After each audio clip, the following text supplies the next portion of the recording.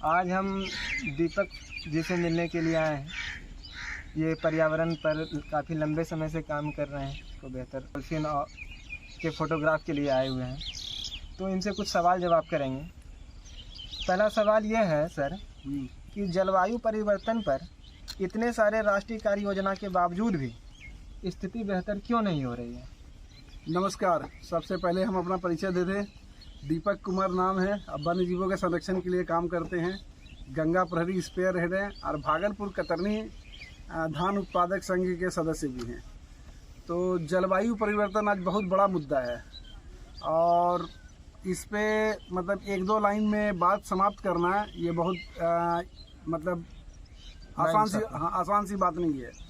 तो आज जो है मानवीय बस्ती बहुत तेज़ी से बढ़ रहा है। हर ओर अतिक्रमण जो है, हम जंगलों को अतिक्रमित कर रहे हैं, नदियों को कर रहे हैं। अभी हम लोग जहाँ पर खड़े हैं, यहाँ पर एक तरफ आप गंगा की घाट देख पा रहे हैं और दूसरी ओर आप देख पाएंगे कि पूरा आबादी बसा हुआ है, इंसानी आबादी बसा हुआ है। तो ऐसे में कल्पना करना कि जलवायु परिवर्तन ना हो तो ये बहुत ही है। दूसरी बात है कि आज बड़ा बड़ा सेमिनार और बड़ा बड़ा संगठन जो है इसके ऊपर पहल कर रहा है, कार्य कर रहे हैं, मगर वो कार्य धरातल पे कितना उतर रहा है इस बात पे है। लोग अवेयरनेस प्रोग्राम देखते हैं, सिगरेट के पैकेट पे, गुटखे के पैकेट पे, आधे पैकेट पे अवेयरनेस प्रोग्राम उसके चेतावनी दिया हुआ रहता है। तो उसी तरह से जितना भी अवेयरनेस प्रोग्राम अभी के समय वर्तमान में चल रहा है, बस उसी तरह से चल रहा है। वस्तुस्थिति जो जनमानस के एकदम निचले तबके तक जो जागरूकता पहुंचनी चाहिए वो नहीं पहुंच पा रहा है। लोग चीज़ों को समझ नहीं पा रहे हैं। क्लाइमेट चेंज, जलवायु परिवर्तन बड़ा शब्द लग रहा है, मगर इस पर ठोस कदम क्या उठाए? आम जन के द्वारा कौन कौन से कदम उठाए जा सकते हैं जिससे ये स्थिति बेहतर हो सके जलवायु परिवर्तन की? जी, आम जनों को सबसे पहले जो है हमें अपने जीवन शैली में थोड़ा सुधार लाना पड़ेगा। आज हम जो है शुरुआत घर से अपने रसोई से करें, महिलाएं रसोई से करें। आज कचरा जो है उसका निष्पादन बहुत मुश्किल है। कचरे का निष्पादन, जैसे गीला कचरा जो है हमारे घर से बाहर नहीं जाए, इसका प्रयास होना चाहिए कि जो भी हम सब्जियों का वेस्ट है उसको खाद में घर पे कैसे तब्दील करें। वो अभिजीत हमारे घर पे जाके देख सकता है।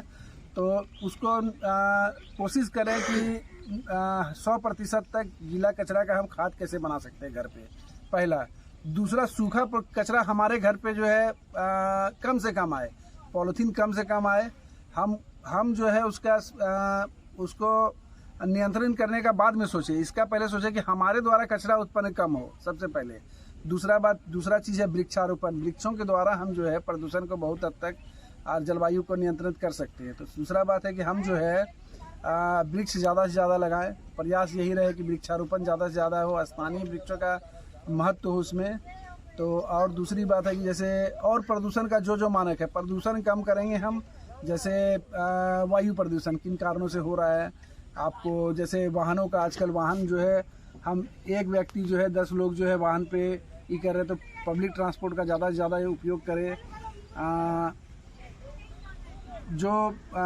रिसाइकिल चीज़ों का ज़्यादा से ज़्यादा उपयोग करें। हम अपने जीवन शैली में कपड़े हों या बाकी चीज़ हो उसका ज़्यादा से ज़्यादा उपयोग करें।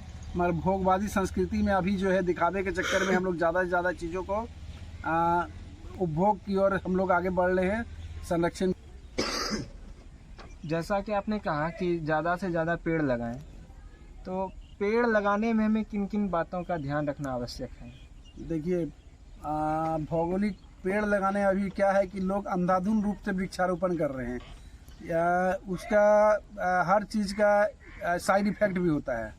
तो लोग जो है बहुत बृहद पैमाने पे वृक्षारोपण कर रहे हैं, ये सोचे बगैर कि इसका दुष्परिणाम क्या होगा। पहला तो लोग फेसबुक और सोशल मीडिया में तस्वीरें लगाने के लिए वृक्षारोपण कर रहे हैं, इस चीज़ को बंद करना चाहिए।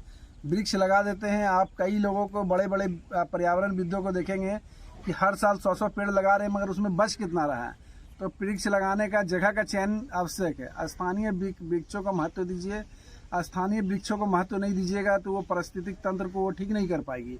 हर भौगोलिक स्थिति के अनुसार पौधा इसलिए ज़रूरी है कि हर जगह जीव जंतु अलग है, उसके आहार उस पेड़ पौधे के अनुकूल जुड़ा हुआ रहता है।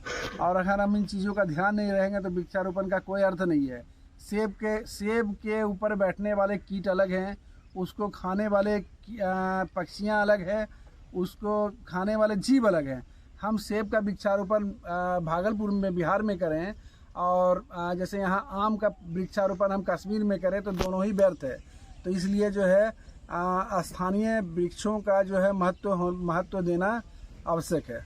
बिल्कुल। जानते हैं कि आपने हाल ही में कृषि पर काम करते हुए राष्ट्रपति सम्मान हासिल किया है, तो क्या हम खेती पर बेहतर समझ विकसित कर जलवायु परिवर्तन के खतरे को कम कर सकते हैं? ये एक बहुत बेहतर सवाल है और अभी हम इसी पे जो है अध्ययन कर रहे हैं और लिख रहे हैं। तो बहुत जल्दी जो है हम सरकार को भी अपने माध्यम से पत्र लिखना चाह रहे हैं। हम ये क्वेश्चन नहीं चाह रहे थे कि अभी तत्काल आए मेरे पास। तो आज जो है कृषि के ऊपर जो है बहुत बड़ा दुर्भाग्य क्या है कि हम अखबारों में छपने के लिए और अंधाधुन नाम कमाने के लिए कृषि जो है हम लोग बिना सोचे समझे कर रहे हैं। जहाँ पर जल की कमी है वहाँ पर आप राइस चावल की खेती करेंगे तो क्या स्थिति होगा? वहाँ की नदियाँ सूखेगी, वहाँ जलाशय कम होंगे। तो हमें कृषि को पूरे देश में कृषि को नियंत्रित करने के लिए कानून आवश्यक है। हमारे देश में कृषि को नियंत्रित करने के लिए कानून बनना चाहिए कि किस राज्य में, किस क्षेत्र में कौन से फसलों को उपजाया जाए, ये आवश्यक है। अब सूखे वाले क्षेत्र में आप जल वाले पौधे कर रहे हैं और जल वाले पौधे को सूखे वाले। आज के समय में वैज्ञानिक आधार पे बहुत बड़े पैमाने पे कृषि हो रहा है, मगर हमारे जो पुराने पीढ़ी थे, जो 70 साल 80 साल हो गए, वो किसी वैज्ञानिक से कम नहीं थे। कृषि में किसी भी बढ़िया वैज्ञानिक से उनके पास ज़्यादा समझ विकसित था कि किस मौसम में फसल, किस दिन फसल लगाएं। वो पूर्णिमा अमावस्या को देख करके फसल लगाते थे और उनको एकदम निश्चित पता होता था कि अब बारिश होगा, इस समय बारिश होगा, इस साल बारिश होगा कि नहीं होगा। नक्षत्र हमारे यहाँ है, नक्षत्र देख के करते थे। तो ऐसे लोगों को भी जैसे आधुनिकता में जो हमारे अभी नए वैज्ञानिक आधुनिकता पौराणिक जो पद्धति थी, दोनों को विकसित करके जो है हमें आगे बढ़ना पड़ेगा। दूसरी बात है कि अभी रसायनों का अंधाधुन प्रयोग कर रहे हैं। ऑर्गेनिक के बारे में हम लोग बात करते हैं, मगर इसलिए अभी आप ऑर्गेनिक का अगर खेती करना चाहेंगे तो उसके जो आवश्यक चीज़ें हैं उसको आप ढूंढेंगे तो नहीं मिलेगा। अभी नीम का खल्ली हमने भागलपुर में ढूंढा, नहीं मिला। जब नीम के खल्ली के बारे में हम ढूंढने गए तो लोग जो है वही रासायनिक खादों के बारे में बताए कि उसके बढ़िया इसको डालिए आप, कीट नहीं लगेगा। तो बाजारबाद जो है वो हावी हो गया। तो बाजारबाद को कम करना पड़ेगा। पौराणिक नए आधुनिकता से पौराणिक खेती करने की आवश्यकता है। और हमारे क्षेत्र में कौन सा फसल जो है लगना चाहिए वो चयन करके ही हमें आगे बढ़ना चाहिए। आगामी चुनौती क्या क्या हो सकती है और भविष्य में हमें किन किन चुनौतियों के लिए तैयार होना चाहिए और अभी इसे हमें किस तरह से देखना चाहिए? पर्यावरण की ये चुनौती, सबसे बड़ी चुनौती है कि मानवीय बस्ती का बढ़ना है।